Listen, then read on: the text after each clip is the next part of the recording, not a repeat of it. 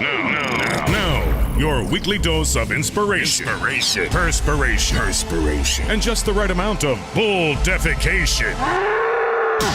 The Get You Some Radio Show with your host, the Vice President of Making Shit Happen, Terry Lancaster. Hey, everybody. Welcome back. Greetings and salutations. Welcome to the Get You Some Radio Show. And I am, as always, your host, Terry Lancaster. Now, when I was in college back in the Reagan administration, I had to make a choice. I had to decide whether I was going to graduate from college with an engineering degree or whether I was going to spend 4 or 5 years at college drinking and chasing women. And the booze and the women won. I gave up my engineering major and I switched over to become a journalism major. I didn't know what I was going to do with the journalism degree, but I had a couple of ideas back in the back of my head. And one of the ideas was that I was going to be a humor columnist for a newspaper. There's a guy named Dave Barry, and he had this column, and I used to read it all the time. And I love that. I said, look, I can write, 500, 600, 700 words a week, spend the rest of the time on the golf course at the ice rink doing whatever I wanted to do. That'd be great. Just have to write one humor column a week. Didn't work out that way. I didn't get that job, but today's guest has that job. He's a humor columnist, and he syndicates a humor column for about a dozen newspapers. He's also an author. He's written a couple of books, one called No Bullshit Social Media, and his new one, the third edition of Branding Yourself. Today's guest is Erik Deckers, and we're going to be back in a minute just to talk with Erik, and we're going to talk about what personal branding is, what it means to you, and how you can get you some of it. We'll be right back with that right after this. The last thing you need is another guy telling you that your salespeople need to be more proactive on social media. You already know this. 90-some-odd% of all sales begin with online research. 97% of buyers say they would prefer to connect with a salesperson before they get to the dealership.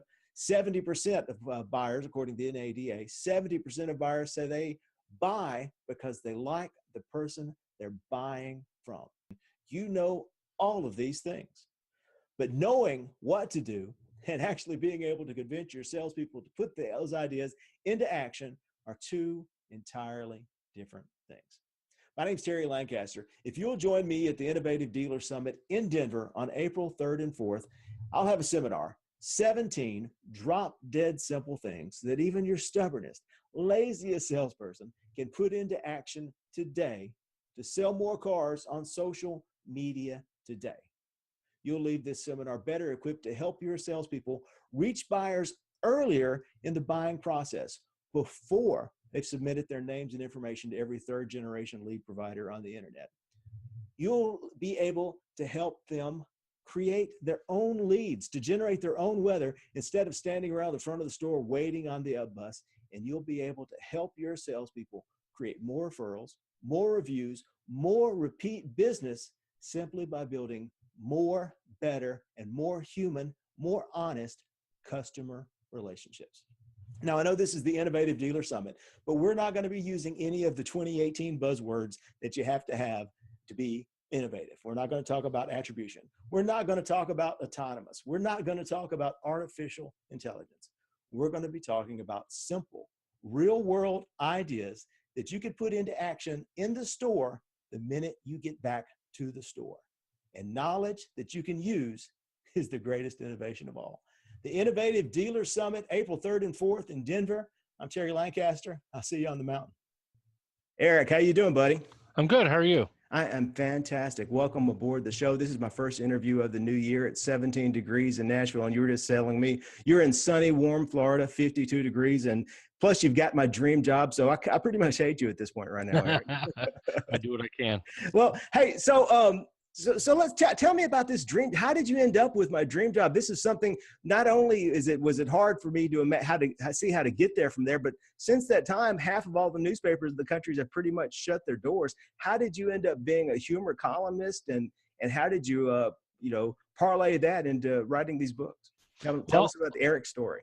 So I think you and I were in college about the same time. I was there during the Reagan administration and Bush administration as well. And my big inspiration was Mike Royko. Oh yeah, who's with Chicago Sun-Times, and we used to get his column every 3 times a week in the Ball State Daily News, which is what a columnist actually does, is 3 times a week writing. Although I think the humor guys only do once a week.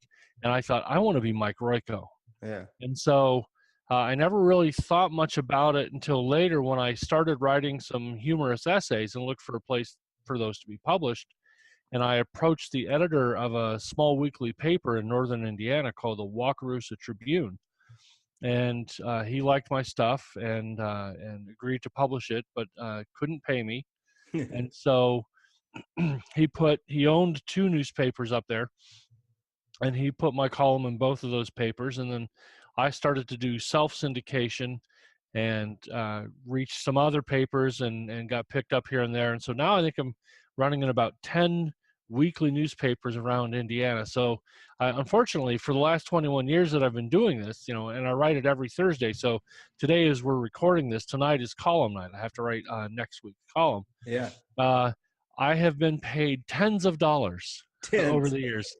So it's more of a hobby. I love to do it. I love writing, and I especially love writing humor.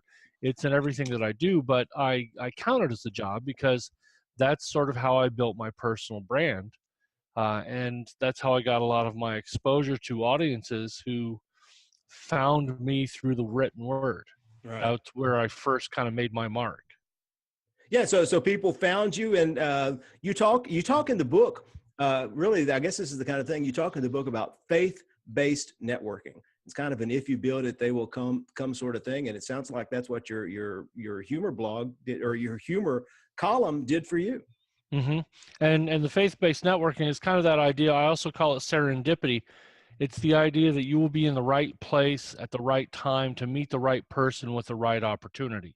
Yeah. And so, some people call it faith, some people call it karma, some people call it blind luck, but whatever it is, you have to create that opportunity. And so I thought, instead of just waiting for people to find me in the newspaper, because even though, I was in 10 newspapers at this point, they only have 1,000 readers.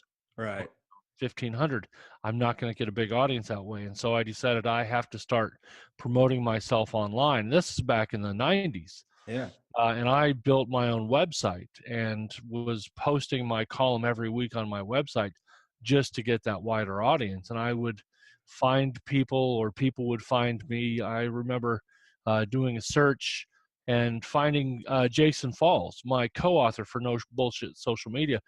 He was also a humor writer in the 90s. And I found him and read some of his stuff, and I emailed him because I thought he was funny. Never heard back, and then forgot all about him. Right. Until we met in around 2009 or 2010, and we started talking about writing the book. And I remembered I had found him 10 years earlier. So, so there's that serendipity again. It's we were meeting under a new opportunity for a new set of circumstances that had nothing to do with the old one, but I just happened to find him because he was putting himself out there at the same time I was putting myself out there. So which came first? You had the No Bullshit Social Media, or the personal branding books. I think you've got a couple others in there as well. But how did you start writing and speaking on this idea? Well, I helped my co-author for Branding Yourself. He had a book that he was doing, Twitter Marketing for Dummies, and I ghosted half of that. So my name's not actually on there, but I wrote half of it. So, yeah. So I helped him with that. And we had such a good time that we said, hey, let's do this again. But we had a different book, and so Wiley wasn't interested in it. Right. Wiley publishes the Dummy series, but Pearson was. And Kyle knew somebody at Pearson who got us in touch with his editor, and and they had an office in Indianapolis. We got in front of her, pitched her the book idea, and she liked it. And the crux of the book was, over the last 3 years at that time, I had gone from moving down to the city and not knowing anybody, and then working for the state government, mm-hmm. to leaving state government, going to work for a direct mail company, and doing all kinds of networking and public speaking and having one-on-one coffees and jumping on the social media bandwagon. and going, just meeting anybody and everybody that I could, so that by 2010, I knew a lot of people. I knew thousands of people around the city, and even people who knew a lot of people told me, "Gosh, you know a lot of people." Right. So, so Kyle, when we were talking about what book should we write, Kyle said we need to write a playbook for the you from 3 years ago, tell you how to get to where you are today. Yeah.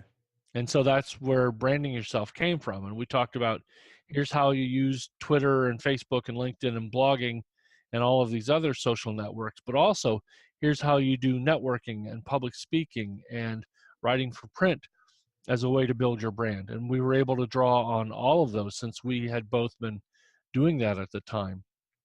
And so that was 2010. 2011, Jason and I did No Bullshit Social Media. 2012, Kyle and I did the second edition of Branding Yourself. And then the following year, I helped a friend with the Owned Media Doctrine, which is a content marketing book. Right. And then in 2017, we did the third edition of Branding Yourself. Yeah. So, and the thing I love the book. One of the things I like is that it's got an introduction section where it talks about the importance of personal branding and what can happen. It tells a little bit of the backstory, like you just told. But then the rest of the book is really broken out. I told my daughters who are in college, this looks like a college textbook. I mean, there's a chapter on Facebook. Go through, you do this, you do this, do this, do this, and then it's kind of laid out. It is like a textbook on branding yourself. Is that the intention? Exactly. Like I said, we wanted it to be that playbook, and the book has been used in several colleges. I get calls from the University of Nevada at Reno or University of Minnesota in Duluth, and I Skype in to those classes, and we talk about personal branding in the book where they are actually using it. Yeah. Well, to speak of my daughters, I have 3 daughters. They're all now, the youngest is 19, the oldest are 22, the twins. And I tell everyone that I've lived through 3 teenage daughters, and I've developed this superpower that is, I can hear when people roll their eyes at me. You can't go through teenage daughters. And I kind of have this problem when I start talking about personal branding, and I write and speak a lot about personal branding, as well as I can just hear the eyeballs roll when I start talking about personal branding, because I hate the term personal branding. People think I'm going to tell them what color socks they need to wear, whether their tie needs to match their socks, whether they're a winter color or an autumn colors, or a lot of this stuff. And I speak mostly with salespeople and entrepreneurs, and they don't care about whether their socks and their ties match. That's not what they want to hear. They want to hear about, how is this going to help me make more money and sell more stuff? And in your book, you had right up the front, it had about a list of 6 or 7 kinds of people who personal branding is a must for. If you're involved in these industries, you need to be on top of this now. And it had authors and speakers and musicians and people who are in the creative arts, where they're creating something and they are their products themselves. But then the last one were salespeople, entrepreneurs, and finally, all of the above, and job seekers. So go through a moment and just tell us about, for salespeople and entrepreneurs, and then for job seekers, why personal branding matters. Well, and if you don't like the term personal branding, that's too bad. Yeah, I know. That's what it's called. It's the one that fits, and it's the one that everyone uses. So I have to suck it up and deal with it. And people have that reaction of, well, I'm not a brand. McDonald's is a brand, and BP is a brand, but if you assume that a brand just means logos and colors and taglines and matching socks and ties, you're right, you're not that. But what a brand is it's an emotional response that is instilled in us whenever we see that logo or see that person. So, we have an emotional response for McDonald's or BP or the Chicago Cubs or the New York Yankees. Good or bad, negative or positive, we have a response when we see all of those things. And so to that end, people have an emotional response when they see us. I call it, can I swear on here? Please. Okay, good. I call it the oh good, oh shit response. All right. When we come and when we go, people say either oh good or oh shit. And whichever one they say when we are coming or going is entirely dependent on us. Yeah. So if they say, oh, good when we show up and oh, shit when we leave, they like us. If they say, oh, shit when we show up and oh, good when we leave, they don't like us. That's a brand. And so for salespeople, for entrepreneurs, for marketers, you want that oh, good, oh, shit response in that order, because it means people like you and they trust you.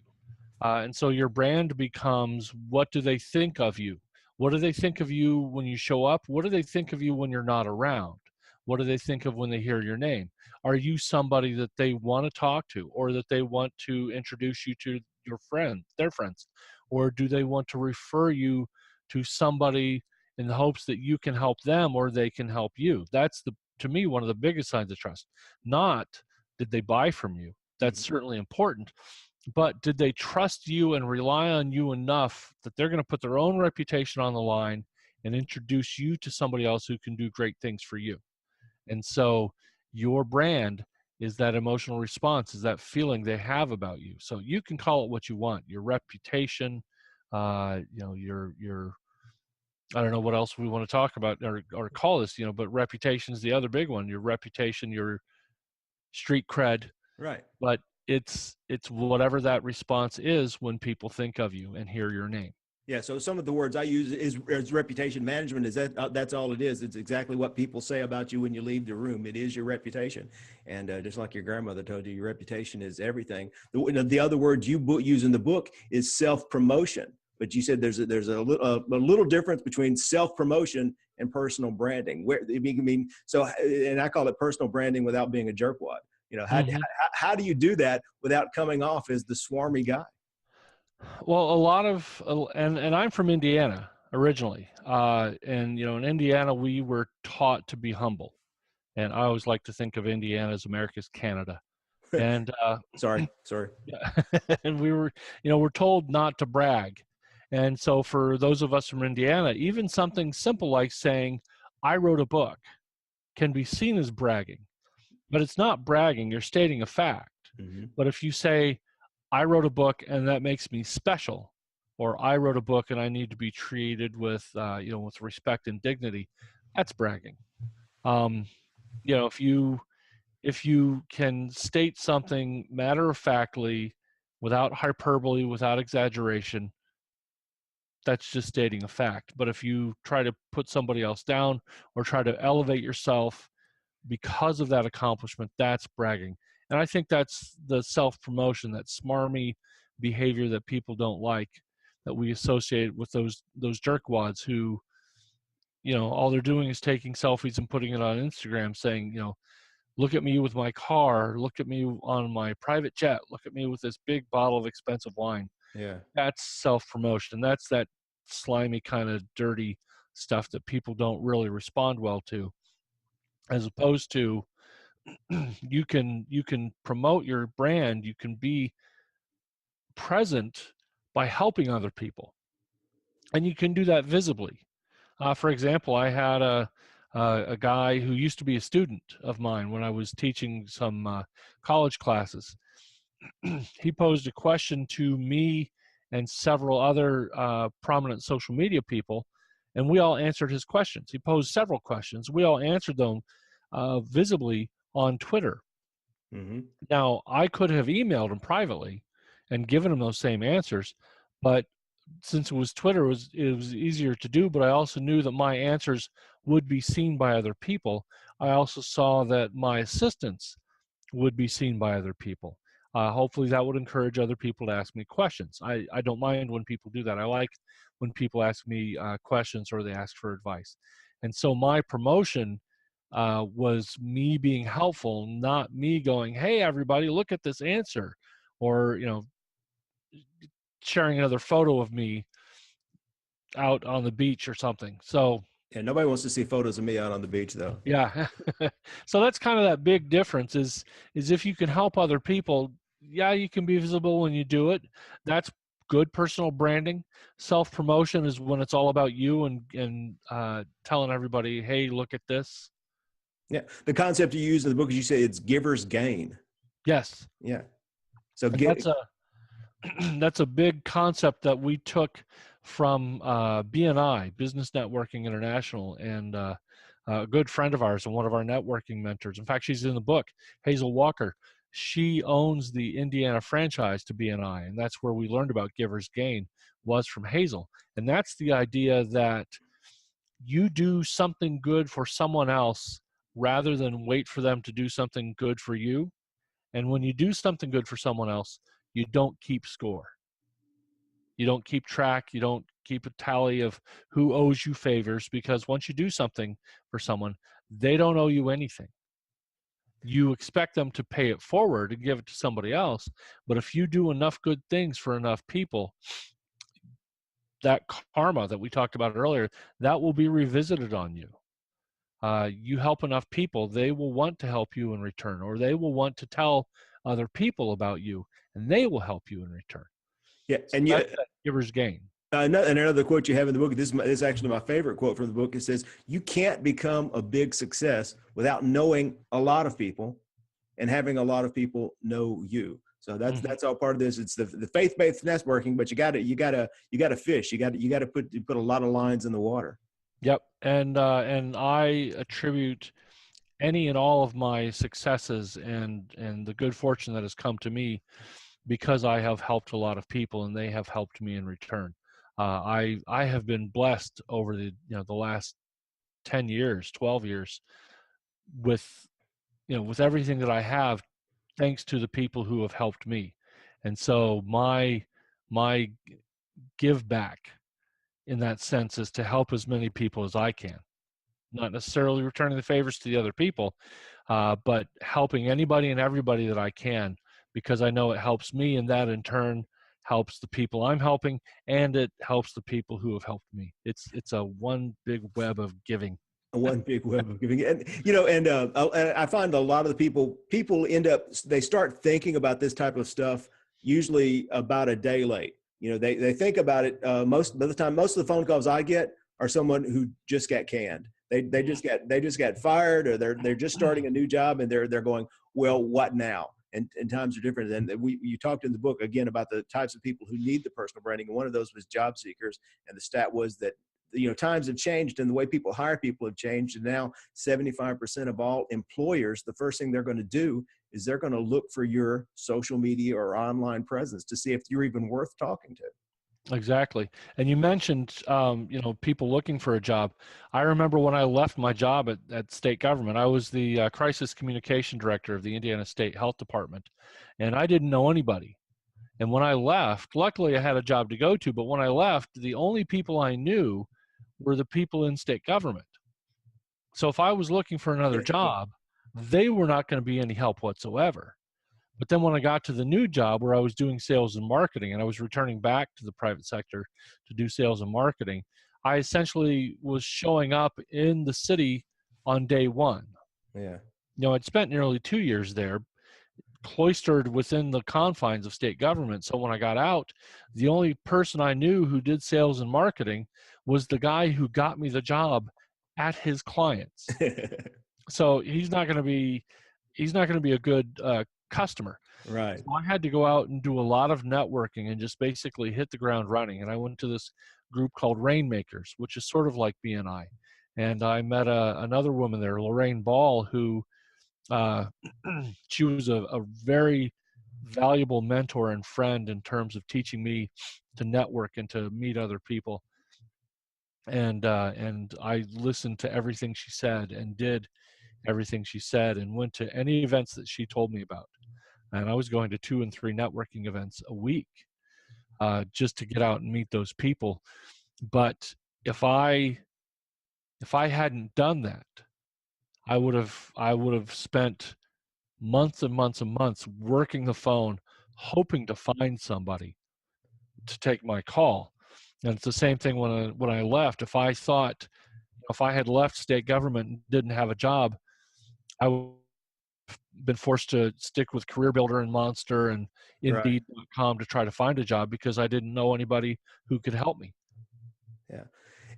I've had several people on the show. One of whom who's actually a case study in your book, a guy named Dave Delaney. But Dave and another guy who's been on the show a couple months ago named Sherman Moore, who attribute almost all of any success they've ever had to creating this nexus where their online world and their real life world meet, where they can bring those two membranes together. That's where the magic happens. Mm-hmm. Exactly. So one of the things that I'm a big proponent of, like I don't believe in lions, LinkedIn online networkers, the Right. people who amass 50, 60,000 followers. I at least want somebody who I've been connected to or might have a reasonable chance of connecting. And so, you and I are connected on LinkedIn. And we've met in person. Exactly. And I think I don't remember which came first, if it was that time at Crema Coffee or if it was LinkedIn first that had us connected, but we've done both. Yeah. But if I meet somebody at a conference, I'll connect with them. Or if I'm going to meet somebody at a conference, I'll connect with them. Or when I moved down here to Orlando, I started reaching out to people on LinkedIn and say, hey, I just moved. I did a lot of networking in my previous hometown, and now I'm trying to expand my network here. And those people would accept my invitation, and then I would ask them out for coffee. Yeah. And it's a little creepy. I have to admit, I felt maybe like I was being a bit of a creep, Yeah. but I also knew that this is the only way I'm going to meet people. And so I would have coffee with some, and those people who didn't respond back, I let it go. It didn't hurt my feelings. I didn't need to call them a jerk or make them feel bad for turning me down. Mm-hmm. I just let it go. But I have built up a sizable network in Orlando in the last 2 years that I'm sort of back to my old tricks of connecting people with other people. Mm-hmm. Oh, you need this. I know somebody who's got that, and I they know a need what guy. you have. And now I've got 2 and 3 cities that I can work that in, and I've connected people from Orlando to Nashville to Indianapolis. So it's one of the most important things that I've done in my networking, is just like you said, merging those two, meeting the people I've connected with online and connecting online with the people I've met in the real world.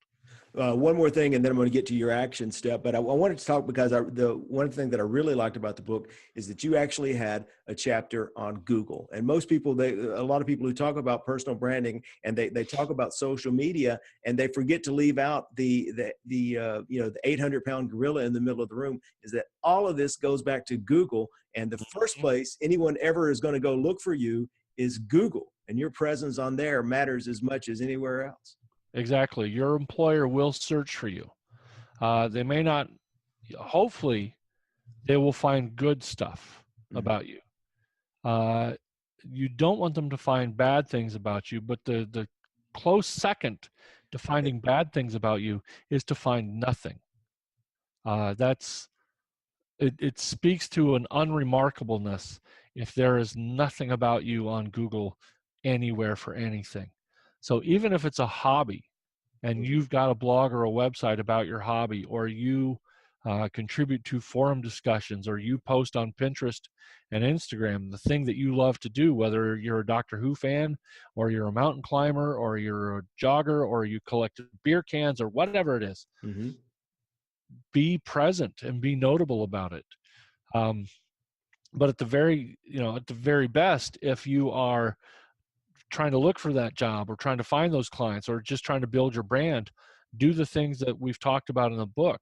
Set up a blog, write about your field and your interests regularly and frequently. Have a LinkedIn and a Twitter account.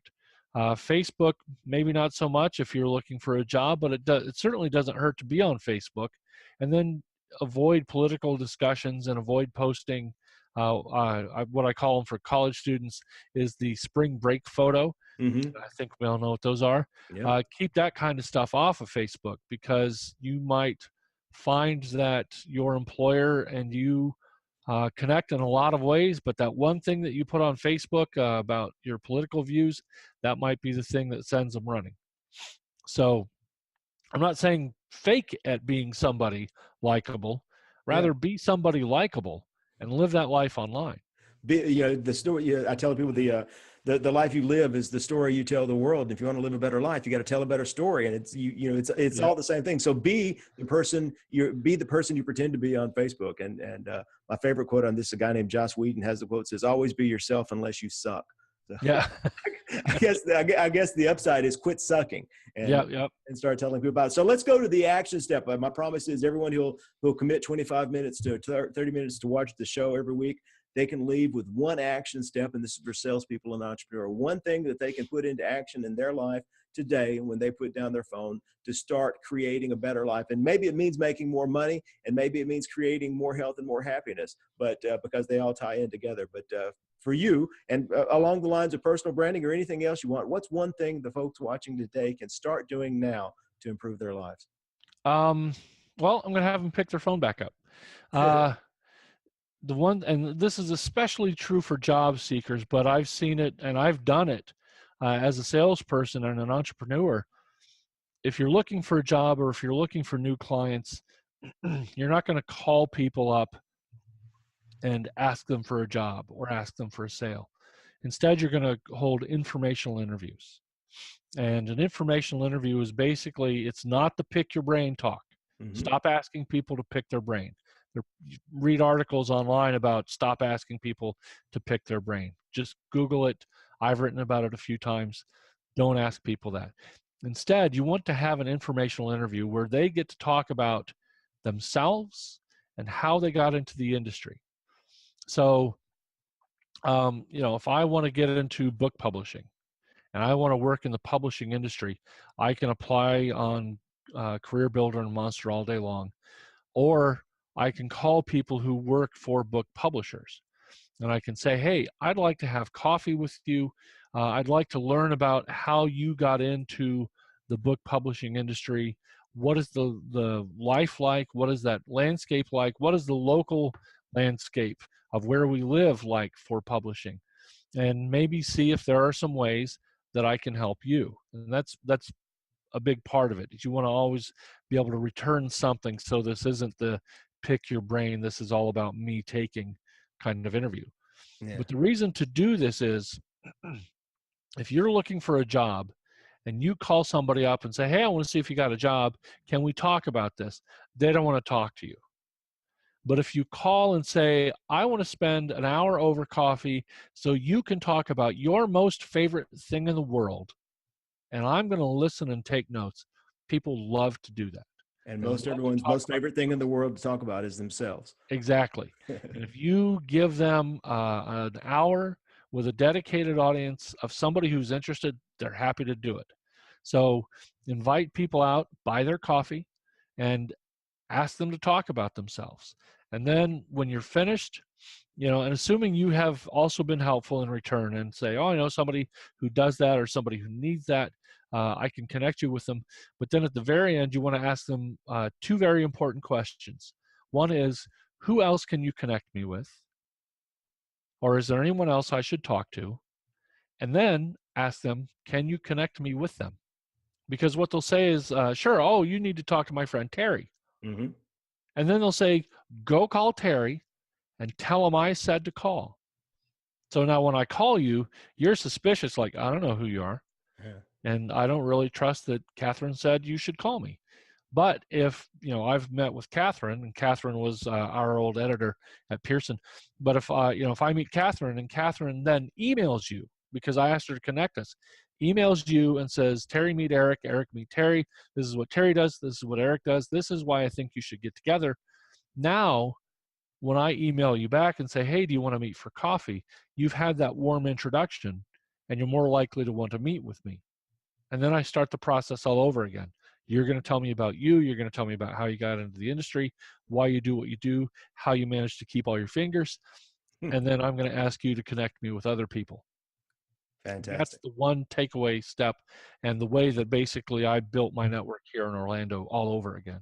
Well, there you go. Erik, thank you so much for taking the time to chat with us today. The book is Branding Yourself. It's available on Amazon. How else does everyone get in touch with you? Well, I'm E. Deckers on Twitter, EDECKERS.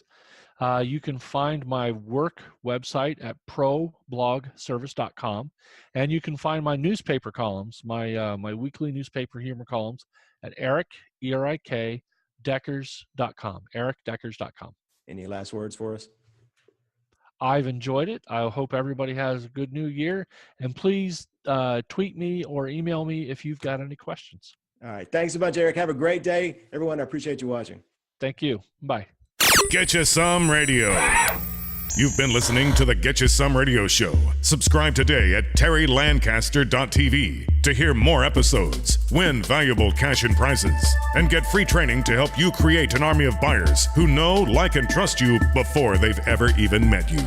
It's a big, wide world, boys and girls. Get out there and get you some.